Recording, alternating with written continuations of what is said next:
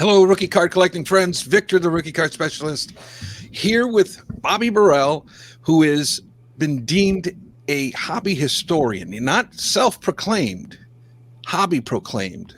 If you get to know Bobby and get to have conversations with him and get to pick his brain about hobby, my friends, we're dealing with a hobby historian here. Bobby, welcome to the show, brother.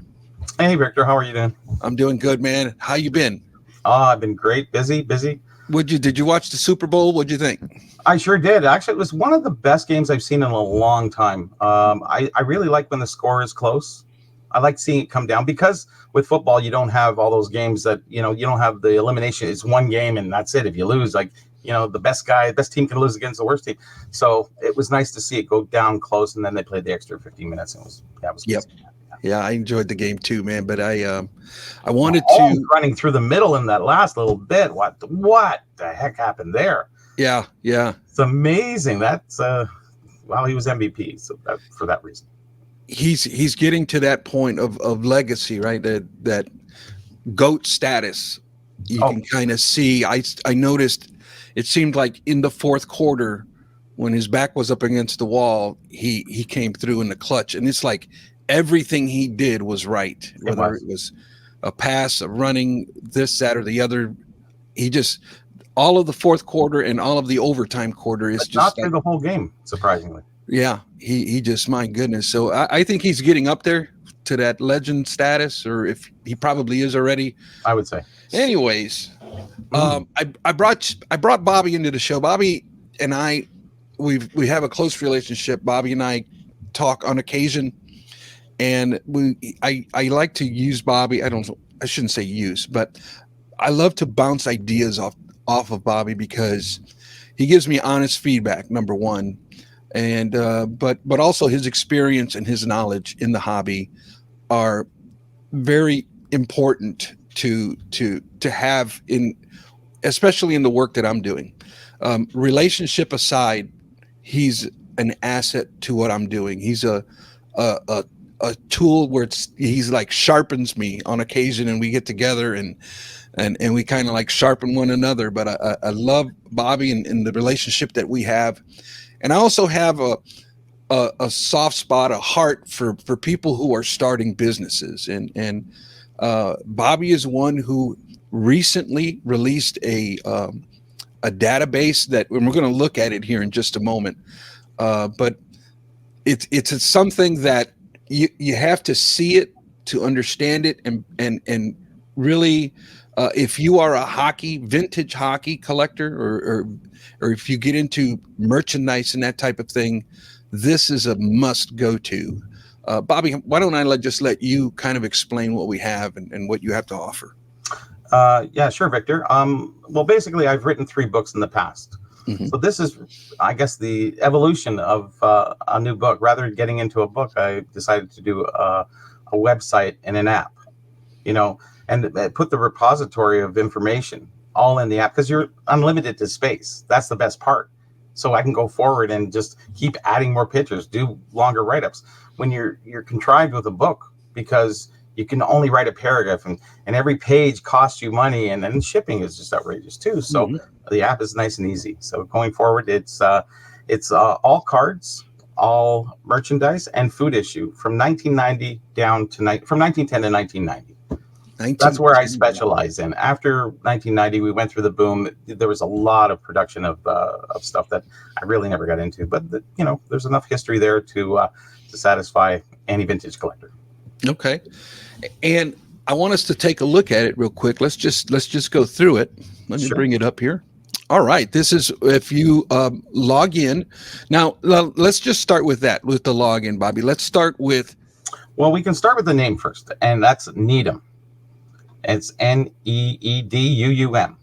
Yes. Now, that's sort of a take on got 'em, need 'em, got 'em, need 'em. So, we went with that name. And going forward, sure, let's go into it. Yep. So this is the introduction page, and you can start your searches from here. So there's a little search button on the top if you want to hit that. And there's many different levels to search by, but this is the easiest and the simplest for me, and what I enjoy most is you can choose the decade from 1910 to 1990.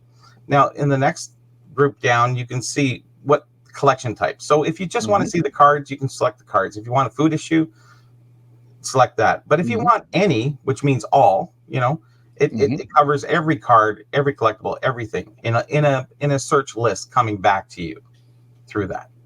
You can also do a word search below, but let's just go with this. It's rather simple.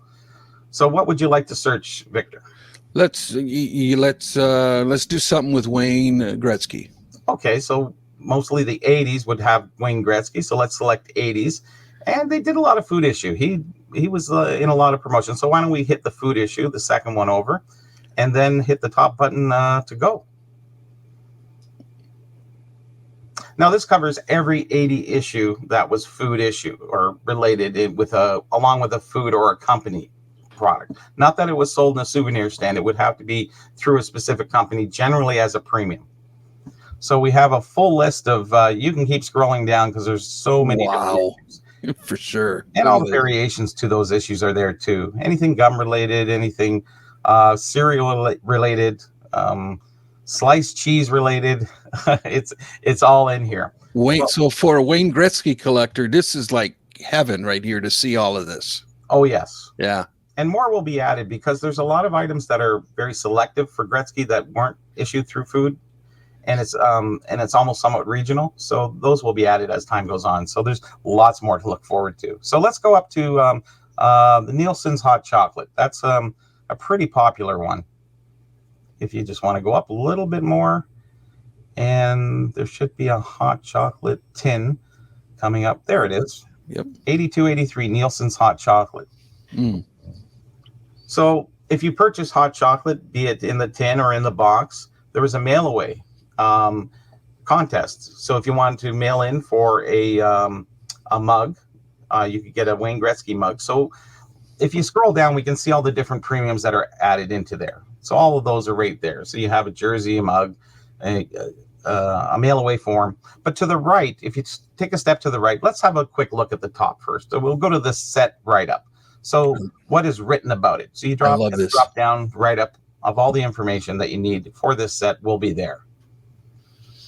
And friends, you're not going to find write up like this just anywhere. This is just amazing. And it's one of the smallest write ups because it's a very small issue. Where most of if we get into pre-war, we'll go into about 7 paragraphs.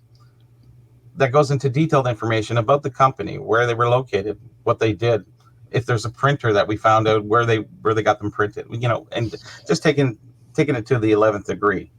So what you can do on the right-hand side, as the left-hand side is showed on the right-hand side, but basically you can click on each picture and enlarge if you want to see it. So there, so you can click on the picture and you can get full enlargement. So you can read everything. Everything is in high resolution.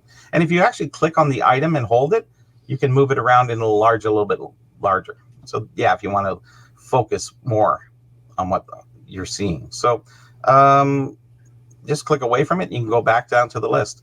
And that arrow will take you through every picture that you want. So there's the box of marshmallows. So you can mail away for that. Now, inserted, there was this mail away form, so you can mail away for a Gretzky mug, which was great. But also this included the contest. You could win a hockey stick or a Wayne Gretzky autographed jersey. Nice. The autograph was part of the jersey, and that's how they were packaged in the hot chocolate. And what I love here is now you actually show the mug that was available. Of course, that's that's one of the main premiums. Look at that. Yes, I love it. I love it. And look I even love this one here. That's just the back of it. See, even gives you the details on the bottom of that extra information below, so people know what's on the bottom. I just really appreciate the attention to detail. The extra picture doesn't cost anything, right? Victor. Right. And there is the jersey. Right. I said autograph, but it was this autograph that's stitched in across there. And it's a very specific to this because he did a couple other promotions where the jersey changes. So we've allocated this one, the dark one, where the other ones are lighter and have different, crests on the front. And this doesn't happen overnight. I just appreciate the scope of work here. We're talking about collecting information for a couple decades now, right, Bobby? Yeah, actually, almost 3 decades. Almost 3 decades, folks. I mean, we've compacted it all into a single website here. It's absolutely amazing. Well, with my books, I was limited to space. Now Yeah. I'm unlimited. Right. I can write as much as I want, put as many pictures in as I want, and it doesn't cost anything more to go forward with that. So the level of detail is allowed through this website and app. All right, let's look at some cards. Let's Okay. Well, people like the 30s, right? And let's go to the 30s and 1930s. Decade. Any? And Should I just leave any? Click the Hockey. Standard hockey cards. And then go. There we go. So there's all the sets, the Studley, the CA Briggs. CA Briggs is a multi-sport set where they only have one hockey card. But I do list all the other hockey cards. I don't picture them and I don't price them, but I do put them down in the list so that people can, because I don't follow. If I was to do that with everything, the amount of time it would take to do that. And there's the write-up on Briggs, a one-card issue, but not really because there's a set. But I take all the information. They were out of Boston, out of Cambridge, and just try to give the collector as much amount of information that I've been holding on to, because like I said, in my books, I was only allowed about a paragraph, for cost and space.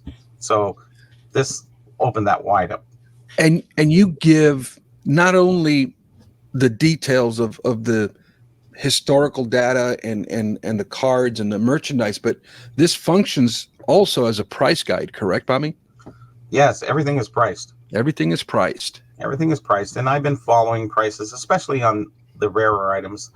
Card prices are somewhat easy. There's enough other companies out there, you have VCP or whatever, that have that, but they don't have this information. They don't even have this card. I doubt it.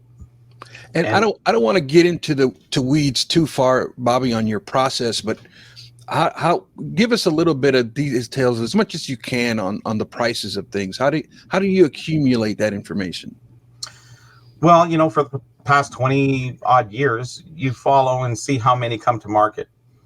Okay. And you take those prices, you amortize them over the course of time. And then another one comes up and you get a base price of what it's been selling for. You find out through private deals, you find out through online prices, and through past prices. So, collectively you can come down and say, basically this card is worth in this condition about this. Will it go for more? Yes, it can. Could it go for less? Yes, it can. It's a guideline. Okay. So as much information as I've been tracking with things, especially things traded less often, like this one. This is in a rarity scale of a 5 out of 5. It's such a difficult card to find. And it doesn't matter if it's hockey or baseball. The Babe Ruth is in here. The Red Grange from football is in here. Now, there's nobody to associate with this goalie, but, the baseball is definitely Babe Ruth, and Red Grange is definitely the same pitcher. Unfortunately, it's not pictured here. Now, I might add those pictures later. I do have them on file, but we're just trying to get everything. The hockey's enough. There's 20,000 pictures. It's never ending. Right. But at least the information is there, the base information, the numbering of the set, so you can track it.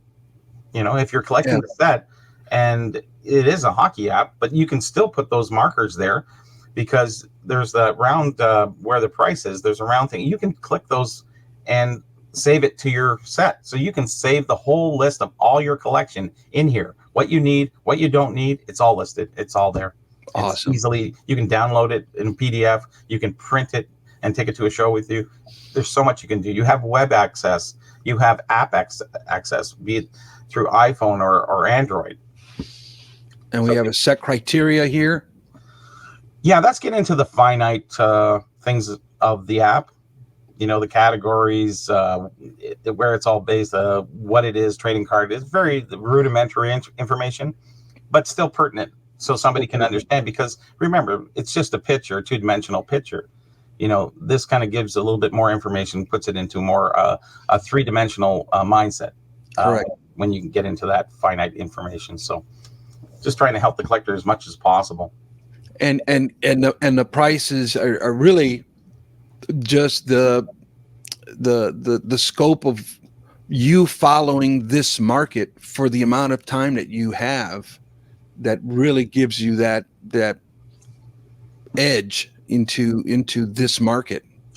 It does. But I have to throw that back to the collectors too, because, they fortify me with a lot of information. Hey, Bobby, did you see this? Or I seen this go for this amount of money. I didn't, that helps also with pricing things.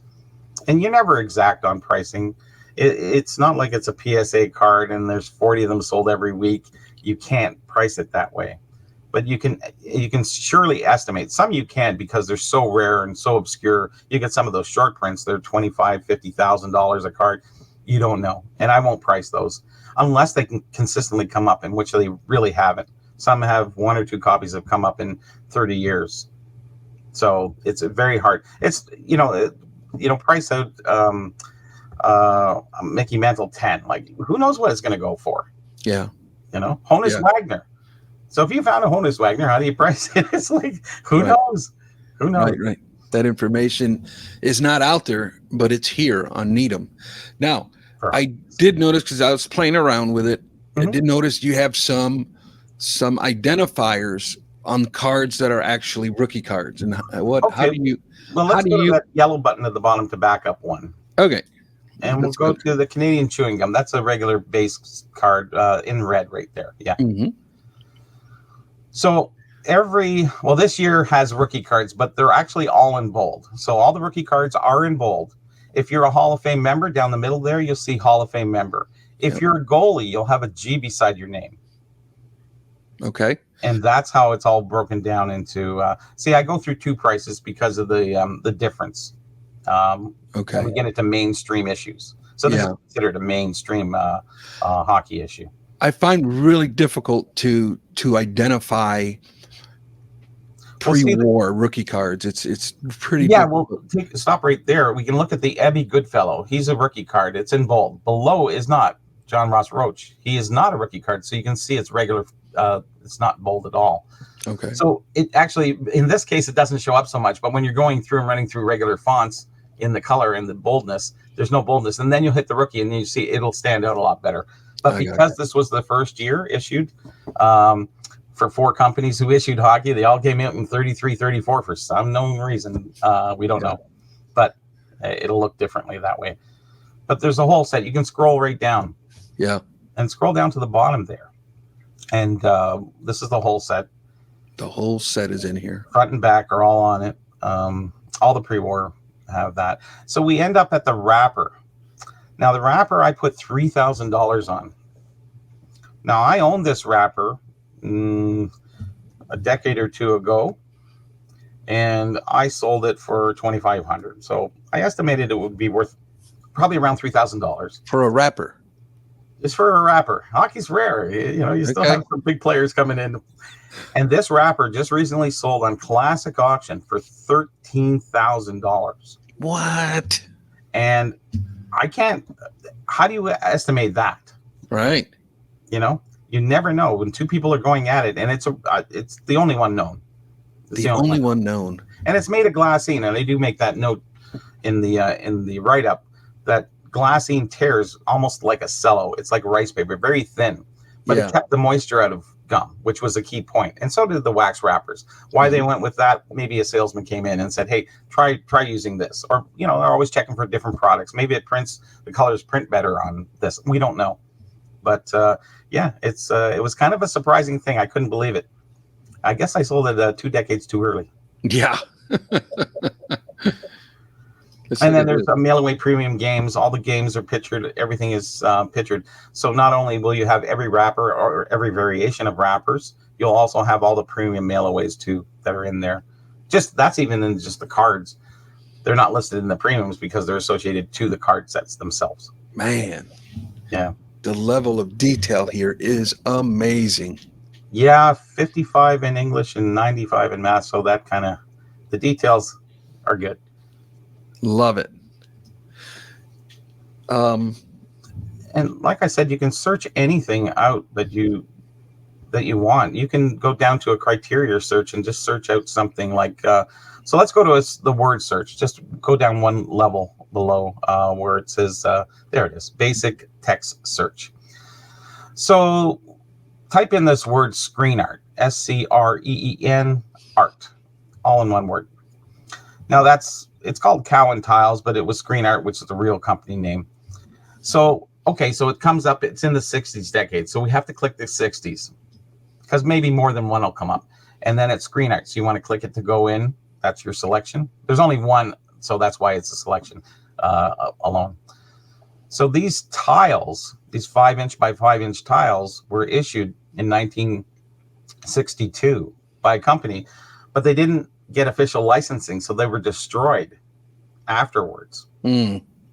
So you have stuff like this that's in there that most people don't know. And there's 108 tiles, and we keep finding a few here and there. They were sold for a very short period of time before they were pulled. Wow. So you do have stuff like this. Look at that in there. And, there's pictures of boxes. And below that, if you want to advance through, rather than going through all the pictures, you can hit that yellow arrow there and advance 10 at a time, because only 10 load at a time. So not to, bog down your server and loading them all, taking that time.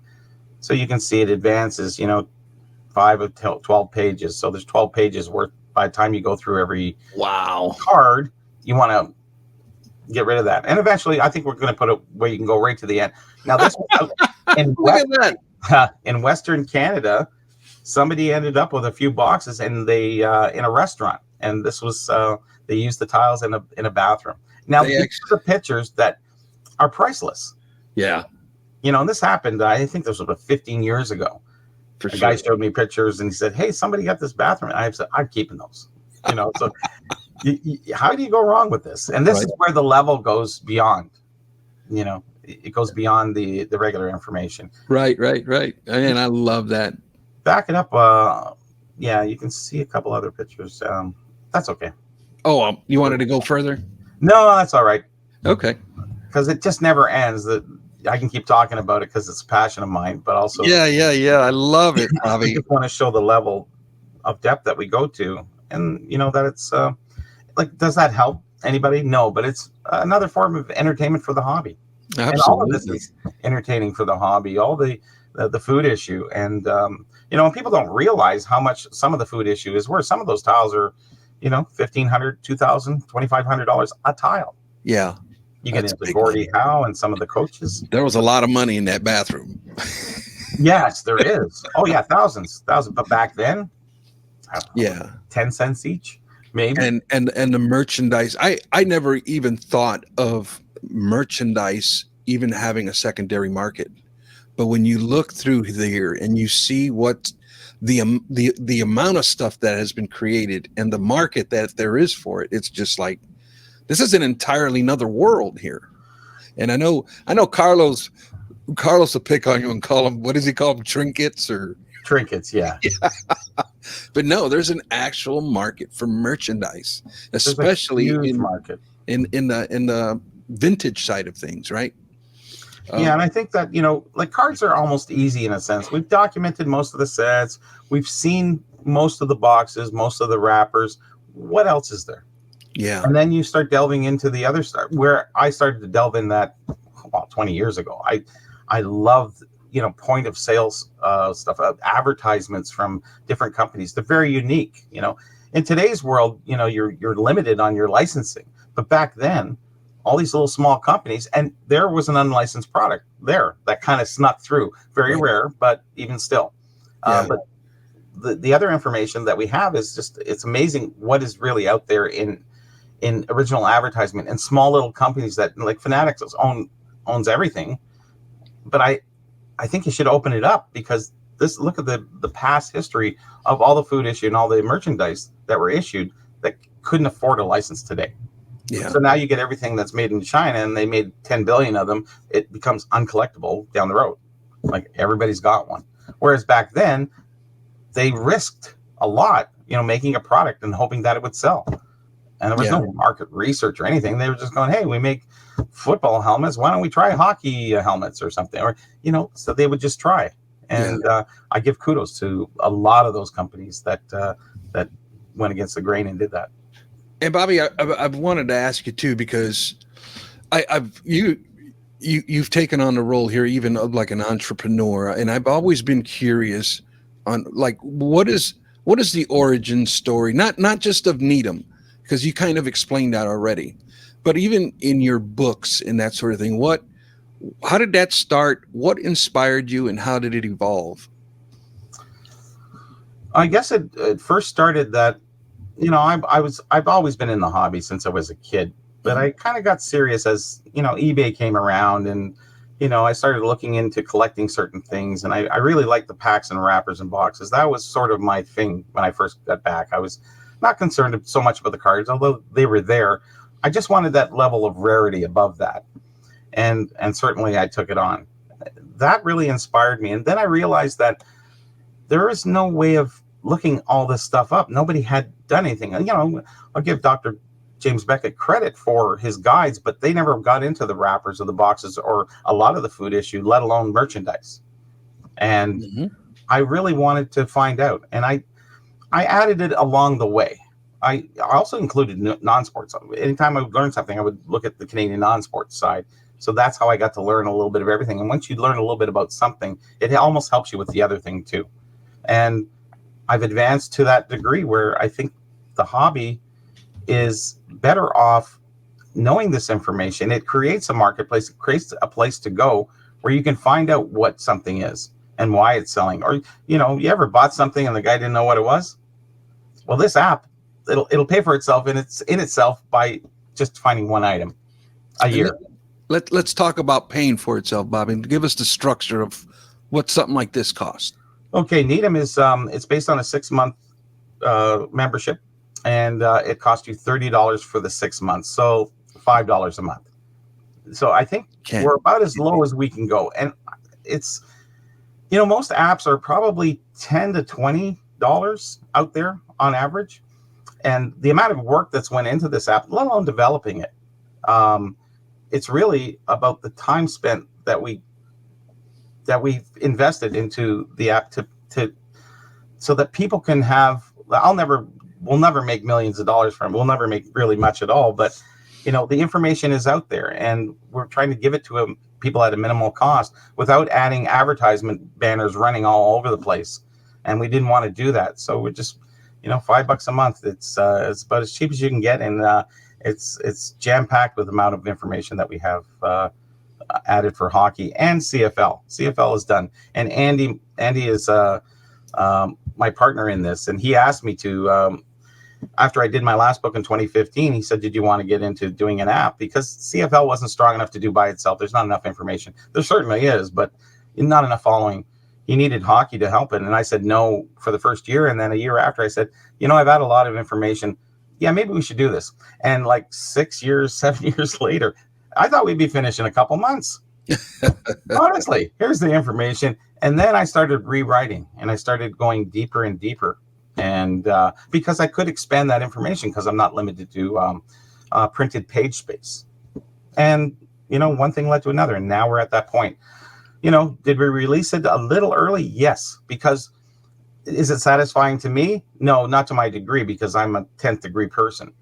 But to most collectors, it's way up there. You're going to have more things that you've never seen before in the hobby than any other guide has shown. That's for sure. Even mine, compared to mine, this is 10 times the amount of information and pictures that even my last price guide had. Okay, so you've kind of given us this picture of how all of this work that you've done over the decades has evolved, and it's all evolved now. It's all consolidated into this Needham website. What are Bobby? What are some future plans for Needham and for what you do? Well, I'm glad you asked that. It's a never-ending list, but you have to put things in perspective. So, what I would like to add and go beyond is there's a lot of issues that are very popular, but they're regional or they're player specific. You go, hey, what's that? Even in baseball, like, where's that sticker of Mickey Mantle? What's it from? Where's it?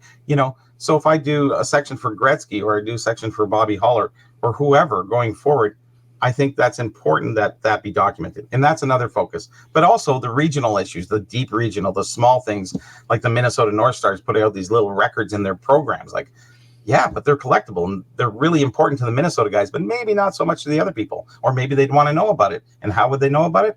Need them in the future. There you go. Well, Bobby, I appreciate your hustle. I know the years that I've known you, I know the amount of work that you've put into this.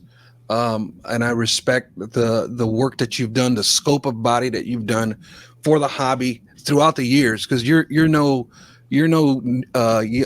novice to the hobby. You are a chiseled veteran, and just everything you've put into this, it's really an impressive work, man. Congratulations.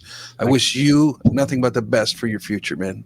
Yeah, I appreciate it. And I look forward to seeing more out of you too. I really love what you do as well, Victor. I think we're two in the same. We're just looking for a little bit of hobby clarity. And going forward, if we can straighten that up for the collector, it makes it a strong and healthy environment going forward. Indeed, indeed.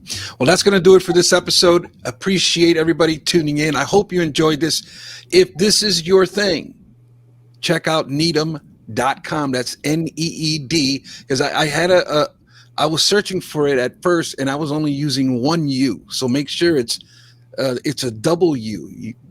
UUM. It does say W because I started going NEEUUM. Yeah. So anyways, thanks for tuning in. We'll catch you on the next one.